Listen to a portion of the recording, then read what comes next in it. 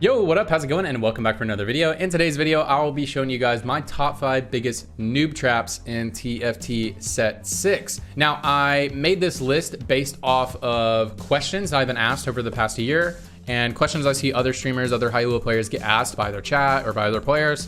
And my response to that question initially in my mind is, man, you are just focusing on the wrong stuff. Like, why are you asking me these questions? You should really be focusing on some other stuff. And that has just caused me to see all these noob traps that people fall into, and I've fallen into myself when I was a new player, of course. Yeah, so I have a very similar video to this one, and I'll leave a link in the description below. So if you like that video, if you already watched that one, then this video will be great. And if you like this video, then you might want to watch that one to learn some more about a very similar topic. Now, there are some overlapping knowledge in that video, but I try to make this one as unique as possible. That out of the way, let's get into it. Let's do it. All right, best in slot. I can't make a video about noob traps or about mistakes or anything without talking about best in slot. I have to, okay? I have to. Okay, what is best in slot? If you don't know what it is, it's just the perceived best items on each unit. That's what best in slot is. Best in slot is important to know, but it is a crutch. So why is it good? Knowing best in slot is useful in identifying direction for your game, as well as fully capping boards. All right, I'm gonna use Yone as an example for a while. So Yone, one of his best items is Runan's Hurricane, right? So knowing best in slot is very good because you build a Runan's Hurricane in the early game, you can go, oh, this is a really good Yone item. It's a really good Urgot item, right? I could probably play either one of those two carries. So that's why it's good. It can give you direction. So why is it bad? Focusing on best in slot can cause you to make weak boards and drain all of your HP in non-high roll games. So let's say you build a Runan's Hurricane in the early game, and you have I don't know, like bodyguards and I don't know, you're putting like bodyguards challengers or bodyguard snipers in the early game, and you go, I built a Runan's Hurricane and the best items on Yone are GA Last Whisper, therefore I must build GA Last Whisper or I cannot play the game, which is not really true. And so the whole early game, you might just not build any, you might just get a bunch of offensive items and not build any of them. You know, maybe you get like a Last Whisper Giant Slayer, and you just don't build it, and you can never get your stuff. And if had you built those items, you would have saved like 30 HP. Then you're making a weak board because you're not building the perceived best items on your carry. Now, depending on the meta, there are certain items you have to have on each carry. That does happen sometimes, but you might build weak boards just because you're like, I built this item, therefore I must play this carry, therefore I must build these next two items. Most of the time, that's not true. For example, someone like Jin can use tons of different items. You probably need Last Whisper in this meta, but the next two items are just, honestly, almost any item. You're fine. Anyways, the other thing is you can make weak boards late game because you could have like, I have perfect Yone items, therefore I must play Yone. So whenever you do your roll down, you only look for Yone plus units that support Yone. But what if you hit a perfect Urgot board and you have decent items by Urgot? You have Runan's Hurricane, right? You hit a perfect Urgot board on your roll down and you just don't take it. You hit a, you get a Mundo 2 and an Urgot 2 in your shop and you just don't take it because you're like, I have to play Yone. You don't hit any Yones and you're stuck on stage 5 with 0 gold carrying a Yone 1 or you're carrying a Tristana 2 or something like that, right? Same thing, like you could roll down and hit a perfect Jin board, but you're just not willing to pivot out because your mind can't function without best in slot. So that's why I told you back. You never learn how to properly play flex or learn how to win in suboptimal situations. So I was just talking about that. You know, you go for a roll down, you have items to play Yone, you don't hit your Yone, but you hit Jins, and you just like, you're like, no, I have to play Yone, and then you don't end up playing this board that is actually way stronger than the current board you're playing. And the Jin board would get you top 4, but you're gonna go bot 3 or bot 4. Because you're so focused on playing this Yone board. So it can really hold you back, and you don't actually learn how to play flex, and you don't learn how to win in suboptimal situations. So had you have taken that Jin, which, you know, maybe you have, I don't know, maybe you have like Runan's GA Last Whisper. Those are definitely not the best Jin items, and I would not want those items on my Jin, really. But if I hit a 2-star Jin with those items, and I hit Jin's board, I hit like a Scion, a Blitz, a Braum, that's going to be way better than my Yone 1. And you know, I have Yone 1-2 Challenger or something like that. It's going to be way better than that. So you can learn how to win in that suboptimal situation, how to top 4. And just because you bought the Jin doesn't mean that you can't pivot to a Yone board later, you're just gonna play Jin until you hit your Yone, right?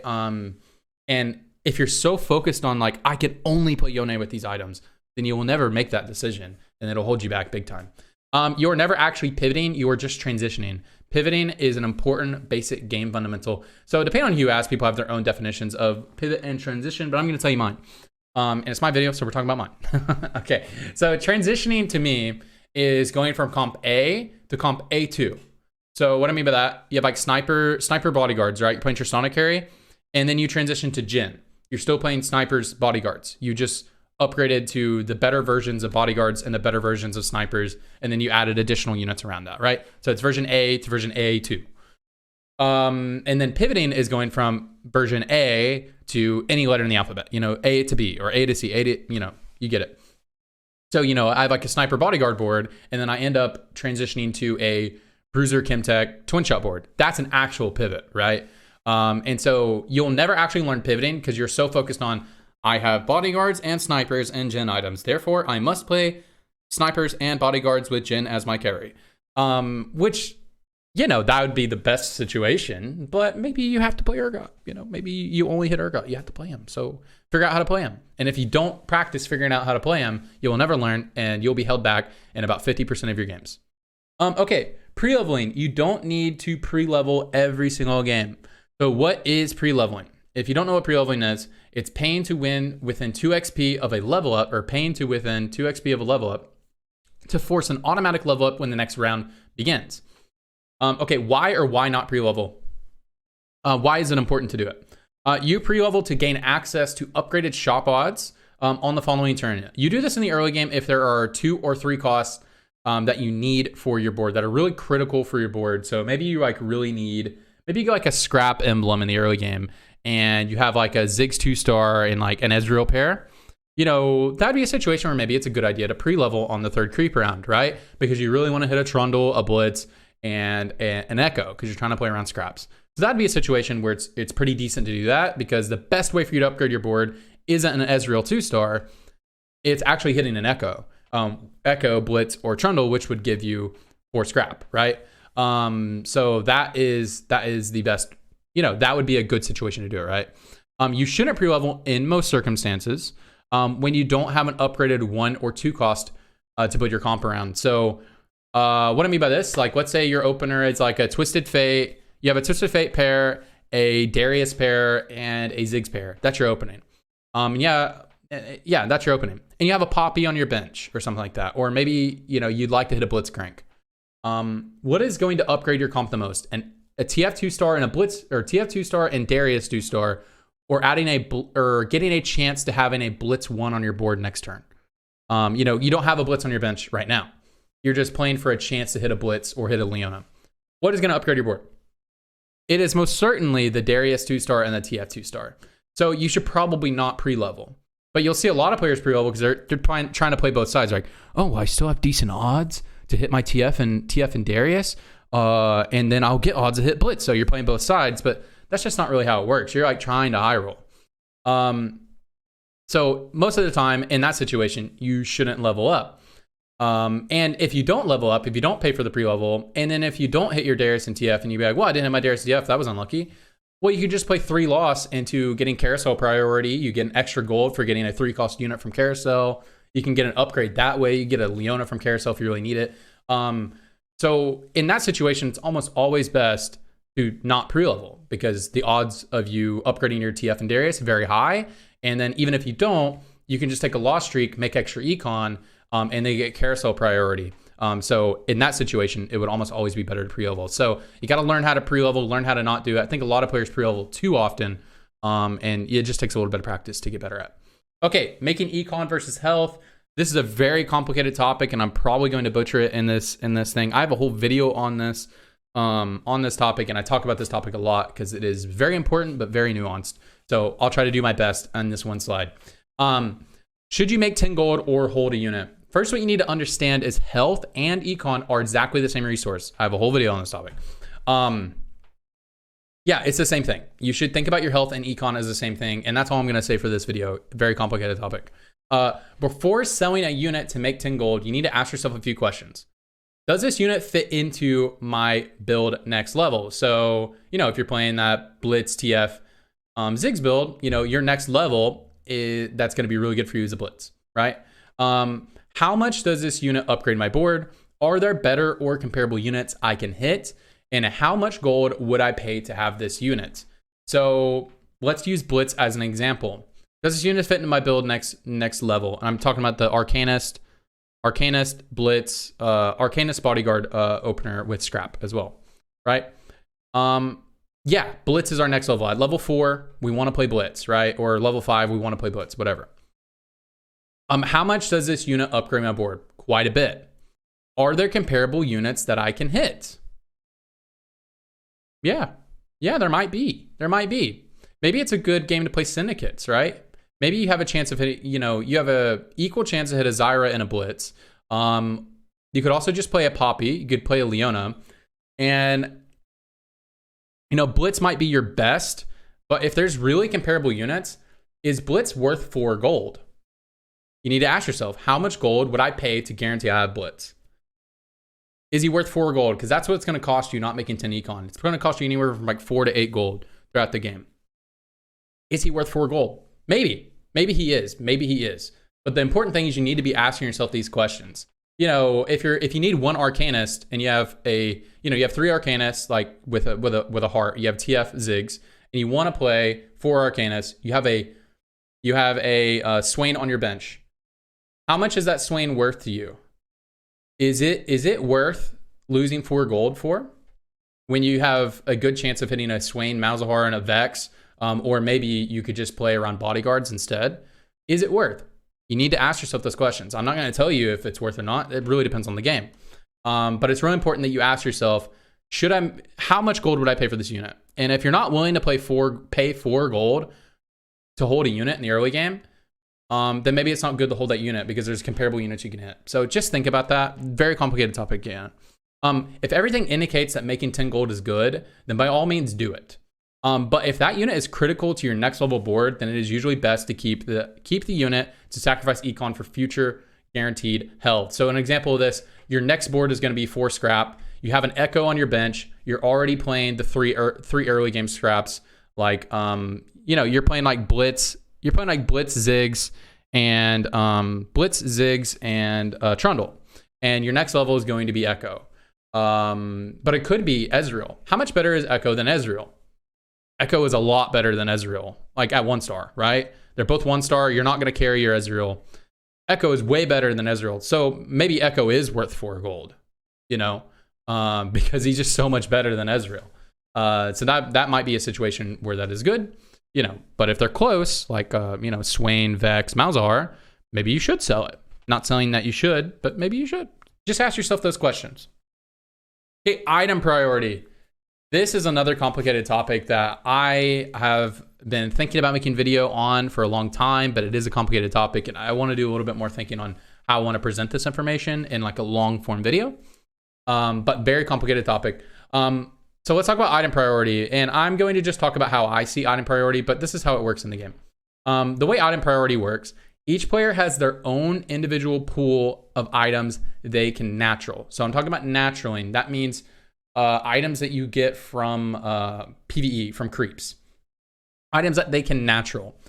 Each time you get an item, that copy of the item is removed from the pool, thus lowering the odds of naturaling. So think about it, you have like a backpack, and there's like multiple copies of every item.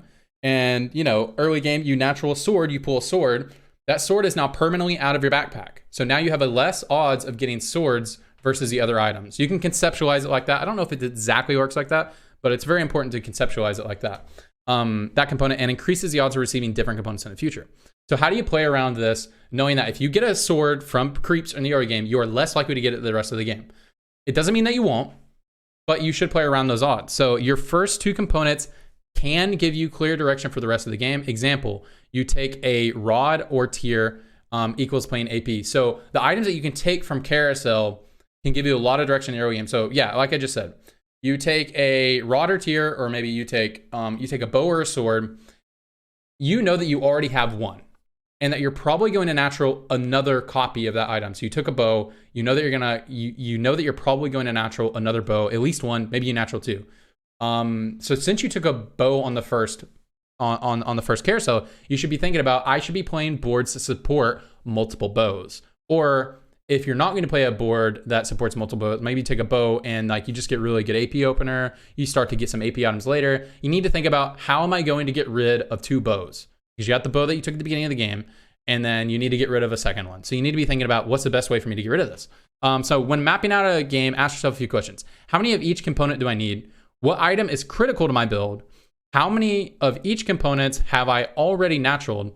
What component could I use infinite of? What component can I use the least of? Rank your items. Use the answers to these questions to inform what items to go for. So let's talk about this. How many of each component do I need? You know, if you want to play like a Yone board or something like that, you know, you at least need two, right? If you're planning for like best in slot items, right? You know, you really want a Rune Edge, you really want a Last Whisper. Those are going to be really good items for you. So I need two of these. So, and one of those items are really important. I have a critical item to my build, which is a Last Whisper. Also, if you got, so we're going to use Yone example. So a critical item to my build is Last Whisper in the current meta. So I should probably take some bows, because how many of each component, or what component can I use infinite of? If you have extra bows, you can put bows on Kaisa. You can put bows on Fiora. So it's not the end of the world if you get extra bows. So you should go for bows because your critical item is that. How many have you already naturaled? Yeah, if you haven't naturaled any bows in that game, maybe you don't go for a bow on your last carousel because you're very likely to get one at the end. But again, if you have a critical item to your build like a Last Whisper, then you do need to go for it. And if you can use more of them. What component could you use infinite of? What component you use the least of? So let's talk about those last two parts. So let's say, you know, I'm trying to create some niche scenarios.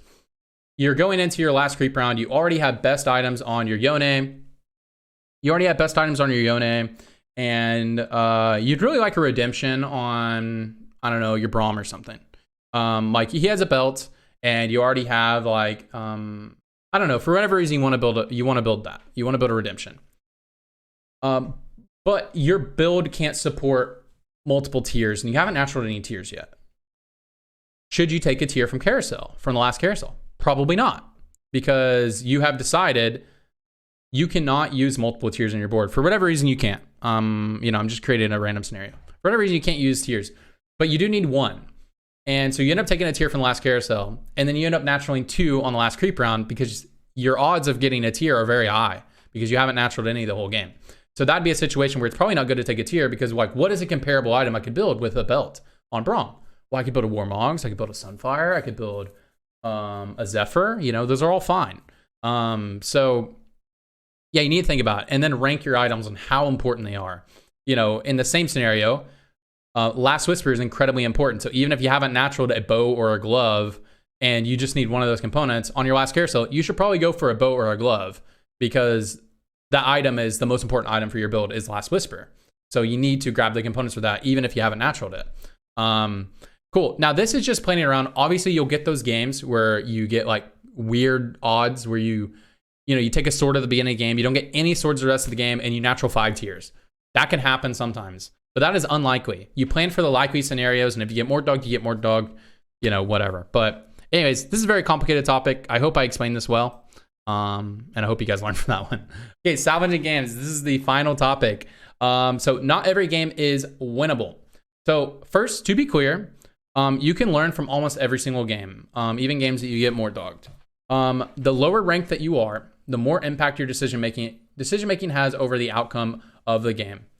Okay, let me just say this. If you're pre-masters, and please don't get offended by this. I'm trying to help you guys learn.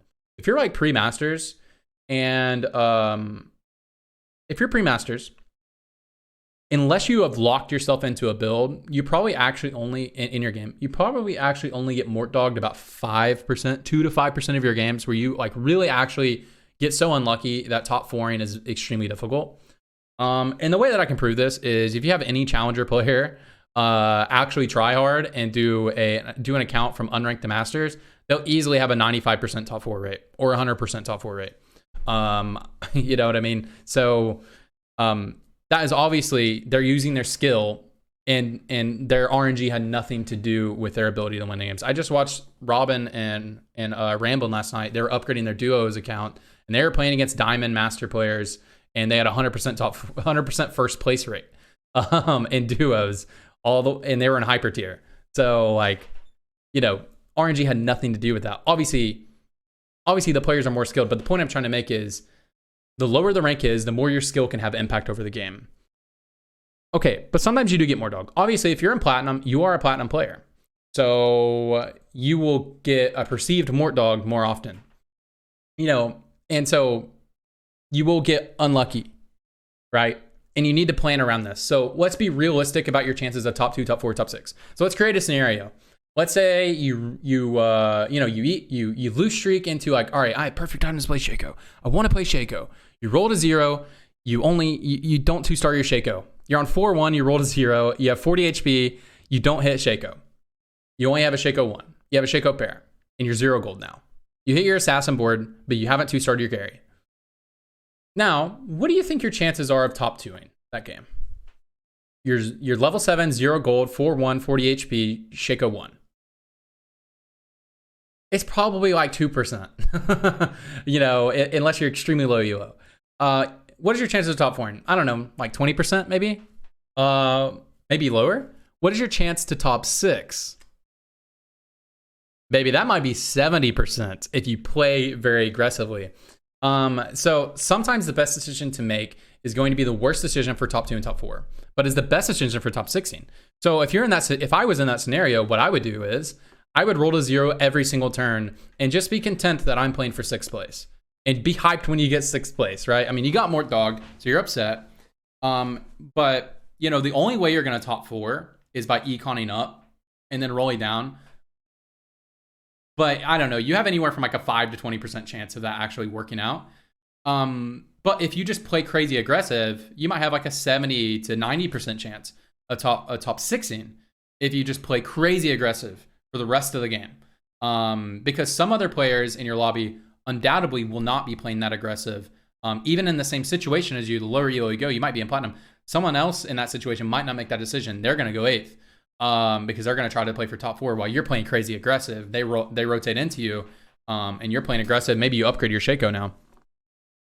And then there'll be other players that are trying to fast 9, trying to fast 8, and those people are going to also get Mort Dogged as well. Some people will get Mort Dogged, and they'll get Mort Dogged later in the game. But since you played aggressive on stage 4, you're going to save so much HP, and you might be able to salvage a top 6. Whereas if you actually try to play for top 4, that game's an 8th. So salvaging games and identifying when to do so is a skill, and a very important at that one to climb.